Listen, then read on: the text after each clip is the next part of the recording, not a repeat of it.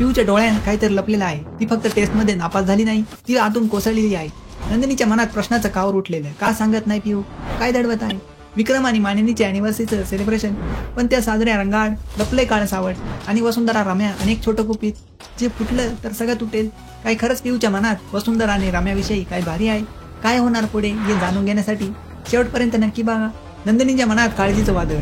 जेव्हा नंदिनीच्या नजरेतून पिऊचं गुपित ओळखीतो, ज्याच्या मनात स्वतःचंही एक अडकलेलं प्रेम आहे, पण त्यालाही शब्द सापडत नाही.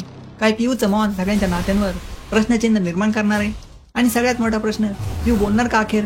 पिऊच्या टेस्टमधला अपयश, नंदिनीचं आतून तुटणं वसुंधरा समोर येतं. तेव्हा पिऊ थरथरते. जेव्हा म्हणतो आपल्याला काउन्सलर लावायला हवा. रम्या हे सगळं ऐकते. तिचं काळीच धडकून जातं. रम्या घाबरते. काउन्सलर आला तर? खरं बाहेर आलं तर? वसुंधरा म्हणते आज सेलिब्रेशन, पण उद्या तमाशा ठरेल. पिऊ काही बोलत नाही, पण तिचे डोळे खूप काही सांगून जातात. नंदिनी म्हणते पिऊ काहीतरी लपवते. काय खरंच वसुंधरा आणि रम्याचं गुपित उघड होणार, की पिऊचं मौन सगळ्यांचं आयुष्य बदलून टाकणार? पाहत राहा. लग्नानंतर होईलच प्रेम. आणि सबस्क्राईब करा अतुल टॉकला.